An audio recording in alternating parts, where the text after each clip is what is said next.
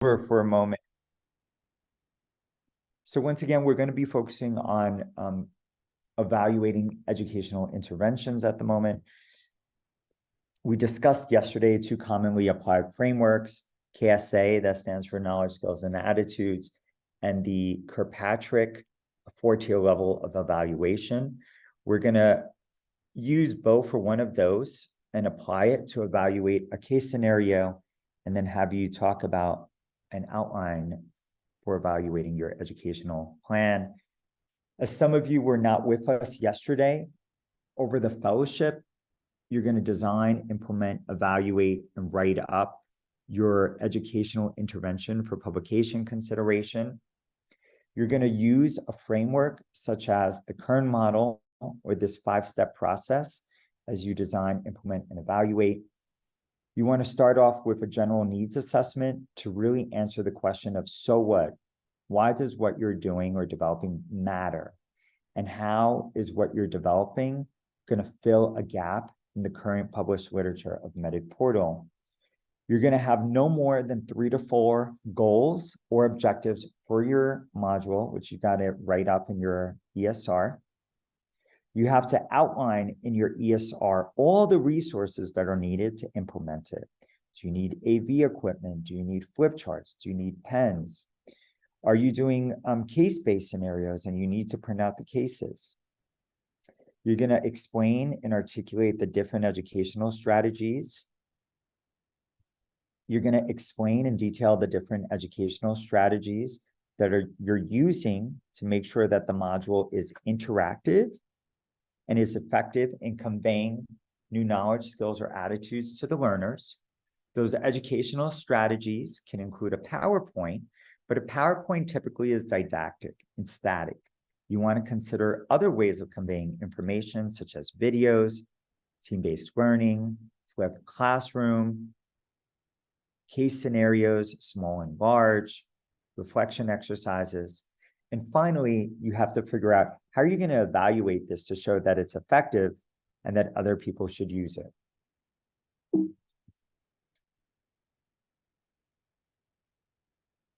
So just as a review, KSA is one framework that you can mention in your introduction that you're using to evaluate your module. K standing for knowledge, and we typically assess knowledge through questions like true, false, multiple choice. Think about all the exams you've taken in medical or nursing or public health school.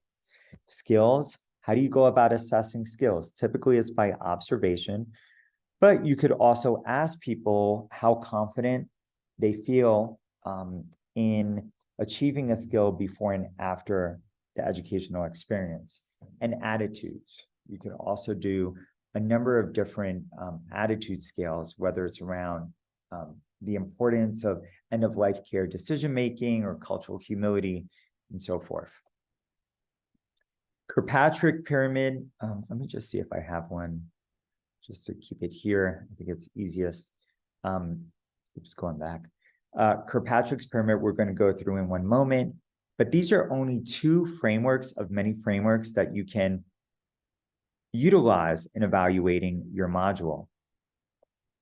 You don't have to, as mentioned, do all components of each of these frameworks. So for KSA, you could simply focus on knowledge, and that is fine.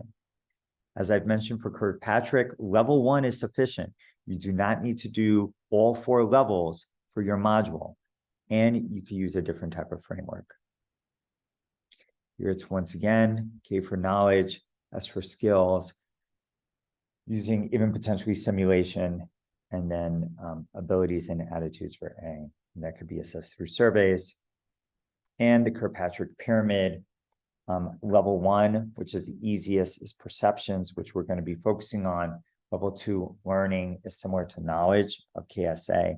Multiple choice or true false questions. Behavior change, as mentioned, a lot more difficult, typically through simulation. And impact is a whole other level and beast that we're not really going to focus on. Sorry.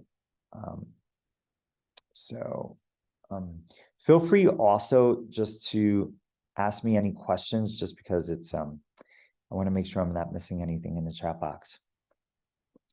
This is a snapshot from the ESR standard template that we just reviewed. You're going to use those templates as you're developing your ESR.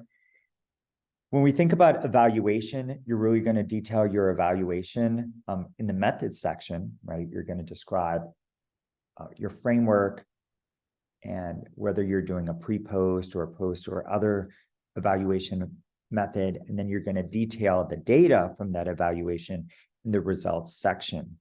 Just as a reminder, again, in the template, there's very specific instruction on how to detail the results. And this was just to highlight that there's differences between the general, the standardized, patient, the simulation, and the assessment templates. Specifically for assessment, you could see you have to describe how you evaluated the effectiveness of your resource to meet your assessment goals. Your evaluation should align with the educational objectives listed above. Frameworks such as Miller's pyramid or levels of entrustment may be helpful in describing your evaluation. When they say helpful, that's still expected. So definitely make sure you address each of their comments. So we're just gonna, as a reminder, and there's an easy way to cheat to answer this, because remember, this module was already published. So this is gonna be a group team exercise. Sometimes I think this exercise is more about trying to figure out how to navigate and download material off of Med portal than anything more difficult than that. So what I'm asking you is something that already exists. If you were working with a group of students and wanted to create an interactive workshop on the health status and healthcare issues of Puerto Rican patients, what might that educational intervention exist of? As well, what type of evaluation might you consider if it's a 1-hour workshop? In working with students, the 4 learning objectives that we came up with in developing the module on taking care of the Puerto Rican patient was the following: describe the history of Puerto Rican identity within the US, compare and contrast health issues and disparities of Puerto Ricans residing on the island versus the mainland, explain how at least one state or federal policy has impacted the health outcomes of Puerto Ricans on the mainland, and identify at least 2 healthcare access problems faced by Puerto Ricans on the mainland or the island. So these are the actual learning objectives for the module. So how can you evaluate this module using Kirkpatrick 4 levels? Oops. And this is for you all to respond. Can anyone explain how would you evaluate this module using Kirkpatrick's framework? Anyone? Yeah, I was going to say the same thing as well. It's just create a test, pre and post the workshop, and you can have facts that you presented. Great. Great. So if you take the 4 levels, and I'm going to ask each of you to download this module and actually pull up the evaluation instrument in the module that's published in Med portal. For reaction, which is level 1, you could do a pre and post, or you could set up as a pre and post, and ask the question of rate how much confidence you have in your ability to meet each of the learning objectives. So once again, you would, on the pre-assessment, before people do the workshop, ask them to respond to the question, how much confidence do you have in your ability to compare and contrast health issues and disparities of Puerto Ricans? And you would use a scale, like a 5-point Likert scale, 0 being no confidence to 4 complete confidence. And then ask the same question on the post and see if confidence improved. You could use knowledge questions like multiple choice. Puerto Ricans or American citizens through list various choices. the correct one in this case being birthright. Behavior, you could 3 months later ask them, the participants of the workshop, to write out the name of the training that they completed recently, to describe how the training related to their current job responsibilities and whether they used any aspects of the training in the workplace. You can then follow up and ask them once again to indicate their level of confidence or competence using the same scale and questions that I mentioned in 1. And then for results, level 4, you could actually turn it and ask the patients that the providers engaged with to see if the patients had a different experience based on the training of that provider. So I'm going to stop here and just ask if anyone can was able to pull up the evaluation tool, and we'll look at the evaluation tool of that module. If anyone could just pull up, download the module, and feel free to share your screen so you can show others how you're doing it.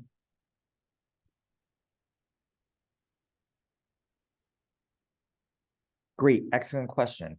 So let's pull up the Medit portal. If someone wants to pull up, share their screen, and thank you, Wales. If you want to share your screen and walk us through it, right?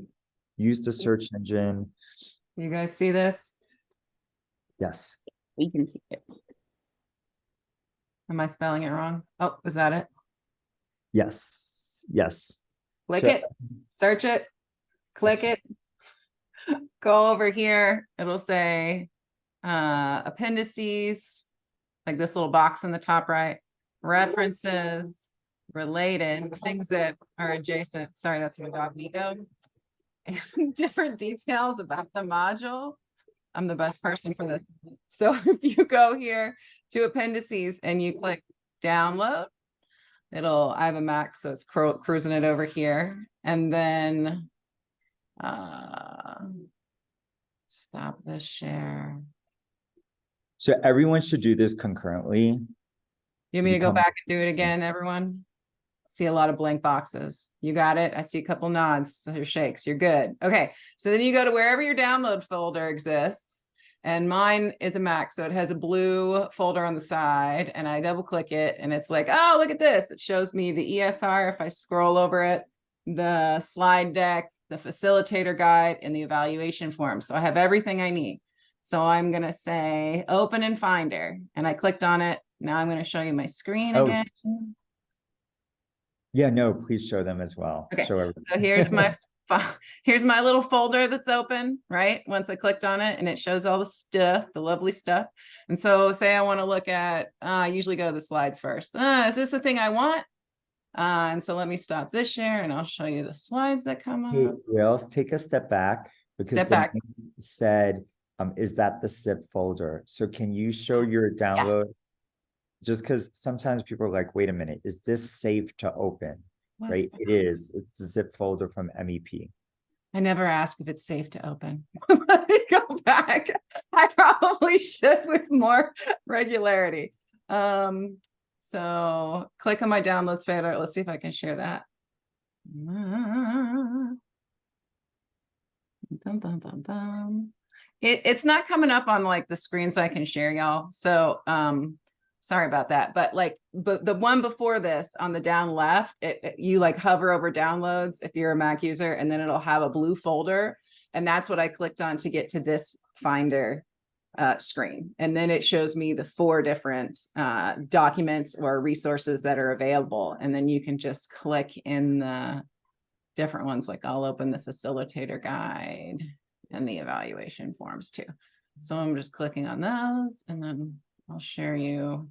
Here's what the slides look like. And they just come straight up in PowerPoint. So I can cruise through those and be like, oh, this looks very professional and clear.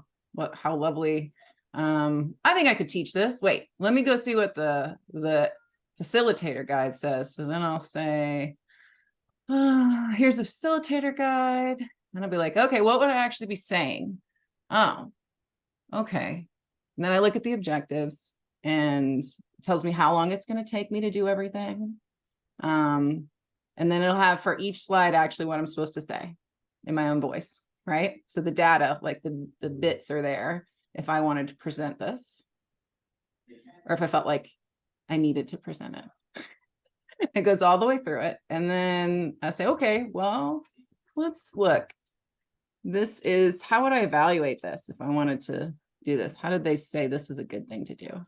And then, as he's shown us before, has the brief demographics, and then confidence assessment. So we see Kirkpatrick, and then a little bit of a knowledge assessment here on the bottom, 3 brief. So we're hitting level 1 and level 2 with this one. And there's one more thing you had up there,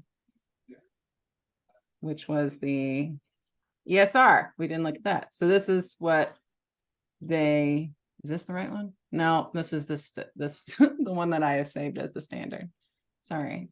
Is that enough, JP, or you want me to do more? Yeah, no, that's great. If you can Okay. open up the evaluation again. Yes, sir. Because for those who are doing a workshop, which should be everyone or the vast majority of you, once again, remember, you have to collect data on who your learners are. Medit Portal wants to know that you have focused your teaching on medical students, residents, fellows, faculty with a DO or MD degree, PhD, EDD, but you have to ask the question around who your learners are. And then typically we also like to collect basic demographic information,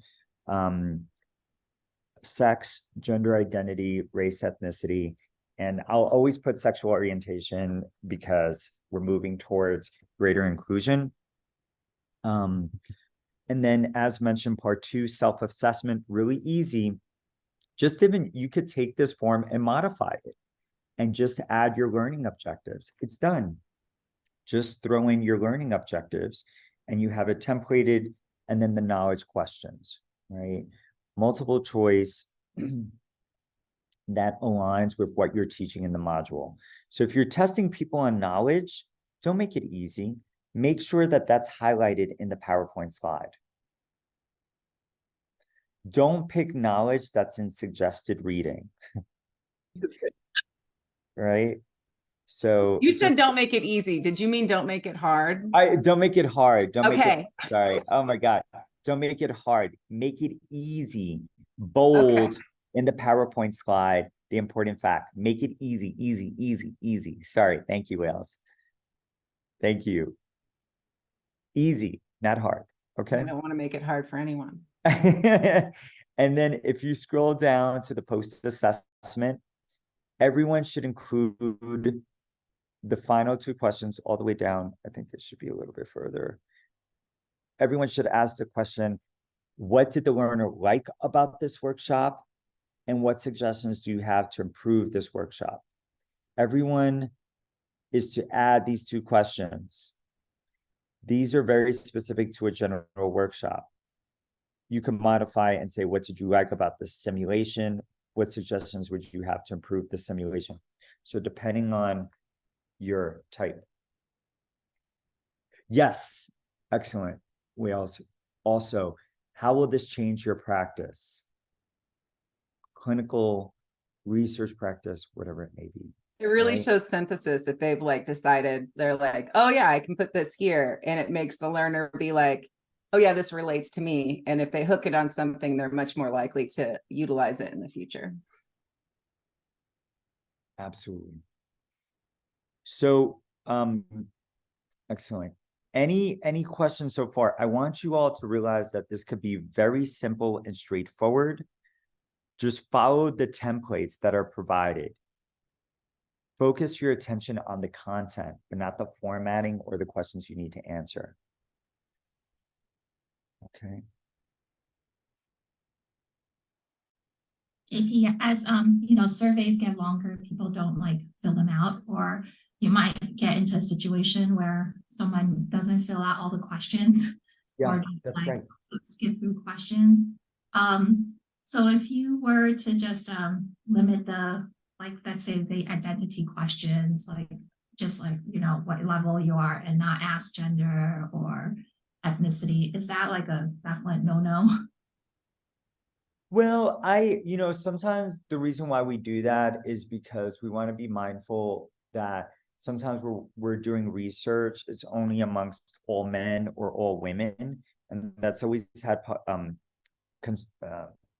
ramifications, right? As our medical school classes are more and more diverse. I would say if you want to reduce the length of your survey, don't ask a lot of knowledge-based questions, to be totally honest. I think if you can fit your pre-assessment on 1 to 2 pages and your post-assessment in 1 to 2 pages, you'll get a pretty strong response rate. So you don't have to collect demographic data, but especially if you're doing a module focused on culture and identity, you definitely want to ask about race, ethnicity, and gender. What else? So I don't like to print papers. And people don't like to receive papers or turn papers back in nowadays. So a lot of the forms and assessments I do are like electronic, like a QR code, and then fill out the survey. Do you see any any issues or barriers with that, other than just as long as they're anonymous, collecting and reporting the information in that method for MedEd? No, you could do it either way. And BingApp is primarily doing it through RedCap or an online surveying system. I think what you have to keep in mind is, first of all, if you're doing it virtual, you can only do it through like RedCap or by a Google system, right? So like we're doing now, I can't hand you the papers. And to keep it anonymous, which is what you want to do, I can't ask you to email me back a PDF or a Word document. So it ties to how you're planning to implement your workshop. So if you're doing it virtual, you really do need a virtual system by which to collect the data. I would say that you want to, if you're leading the session, you want to look at the online surveying system to see if people are actually completing it. So, oh yeah, you have to run them down sometimes. Yeah, you want to, let's say, if I was evaluating this session in the beginning, I would have asked you to complete the pre-assessment, and then I would have looked at the program and said, and seen how many of you, the number was actually completed. So I can come back to you and say, all right, everyone, only 25% of you completed the pre-assessment. We're not going to get started until 75% of you complete it. Okay, thanks. That's good. You can see it. I mean, Google Forms comes through really fast in real time about who completed the responses. Google Forms comes through, and RedCap is pretty quick too, if you know how to use RedCap, but you can use another platform.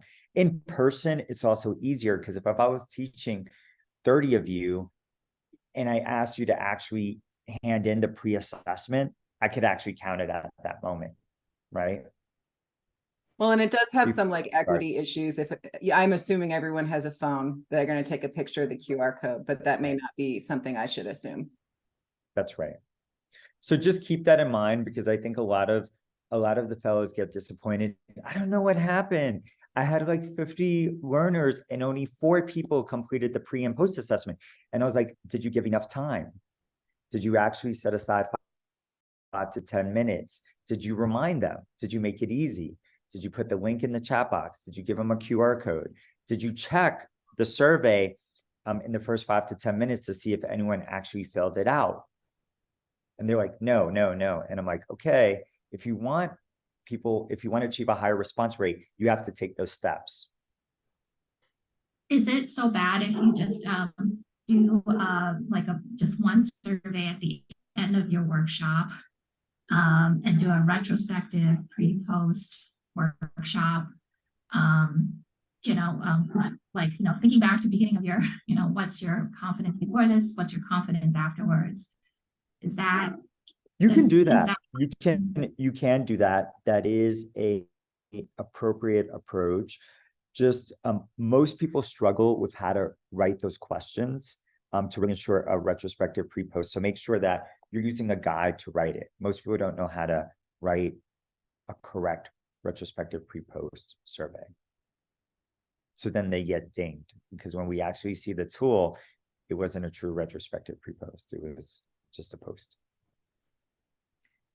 JP, you mentioned RedCap and BingApp using RedCap.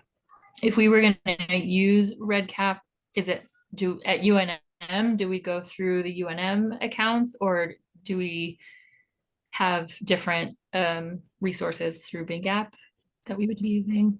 So like yesterday and today, if you are presenting during a BingApp conference, right? So the two groups yesterday, they're presenting as a part of this. You know, we provide the link and we manage the RedCap system. We're having a national pre-faculty conference October 13th and 14th. As fellows, you could present your work October 13th and 14th to our BingApp network.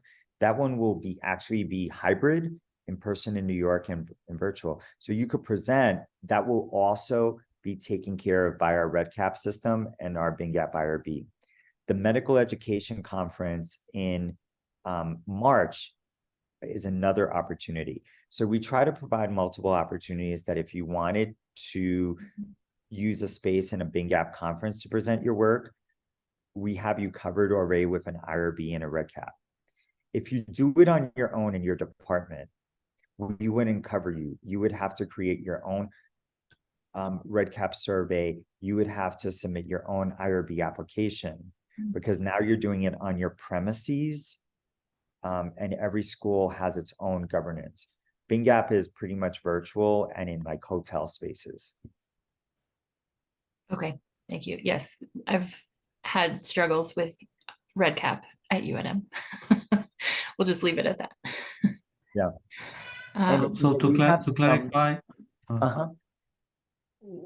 there is an IRB clearance somehow if we use the attendees from that meeting or not? During BingApp, yes. We are IRB approved for yesterday and today's session through a UNM IRB application, because they view this as anonymous, typical educational research. So, you know, it's already been exempted. Oh, that's awesome. Thank you. Yeah, but that's because we submitted it through UNM and we explain what BingApp is doing. And as long as we're doing it through BingApp sponsored events, it's good. That's why the link that you got yesterday and today again for the fellows is specific to those workshops, right? The one by Alec and Haley. So we modify the workshops and we collect the pre-post that way. If you make friends in IRB, it's going to be okay. And remember, keep it anonymous. If it's anonymous and educational research, it really isn't that bad. Don't worry. And, you know, we can help you, but educational research is typically exempt, especially if you say it's anonymous. Anonymous meaning you're not collecting people's names, social security number, date of birth. You don't need any of that, right? October 13th and 14th is BingApp's National Pre-Faculty Career Development Conference. The abstract portal is open right now. I'll just show you that quickly. Actually, I just want to finish up really quickly with the PowerPoint, and then I'll show you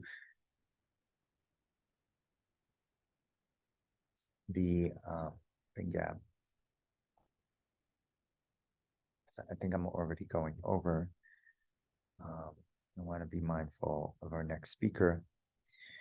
So once again, just as a reminder, by far, you're going to be collecting quantitative data through scales, surveys. You're using closed-ended questions, right?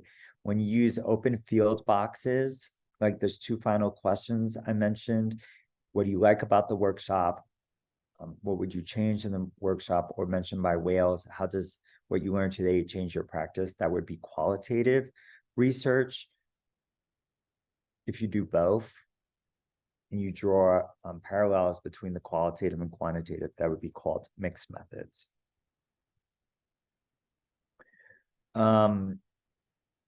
Just, you know, this is just a little bit more detail than probably is necessary, but As a reminder, qualitative research is a method of inquiry employed in many different academic disciplines, traditionally in the social sciences. For most of the Metaportal publications, and with the 2 questions that you're collecting open field data on, you're going to be summarizing responses. You probably won't be doing a thematic analysis. If you're going to do a thematic analysis of qualitative data, then you need to discuss an approach. One approach is known as triangulation, which means that you have 2 different people code the data and then come up with themes based on agreement. That is rather labor intensive, and you may not have the skill set to do that. You could simply summarize responses to those questions, and that would be sufficient for a Metaportal publication. Here's an example of summarizing responses to the questions. For example, participants were afforded the opportunity to provide qualitative feedback. Some examples of comments by attendees organized by themes according to objectives include: Objective 1, describe the history of Puerto Rican identity within the United States. In quotes, we added a comment from one of the learners. I appreciated learning about how the historical context of Puerto Rico and current events affect healthcare. As you can see, we picked responses from our questions and aligned them with each of the objectives. And then we did a summary at the end stating attendees remarked upon the historical context and interactive cases used during the workshop. Several participants would have liked to have a longer workshop and expand on the historical and policy analysis. Many participants noted that they knew very little, if anything, about the subjects discussed in the workshop. So we're not saying that we did a thematic analysis, more so we just listed quotes to support the effectiveness of the workshop.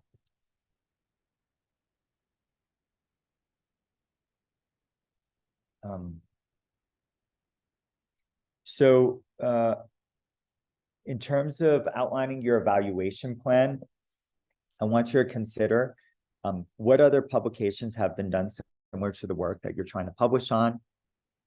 How have others evaluated their work? I've shared with you a simple way that I've used and that I did use for the Puerto Rican module. Remember, in the results, you have to provide evidence on how your learners achieve the objectives and other measures of success by simply writing a statement like, we assess the effectiveness of our work by, and our results show that. And this directly comes from the templates. So make sure to select a framework, KSA, Kirkpatrick's, or another framework to evaluate your data. Follow the directions in the ESR template. And as you're doing a lit review to see what others have published on, similar to your work, look to see how they evaluated. And you could even use it as a template for your own.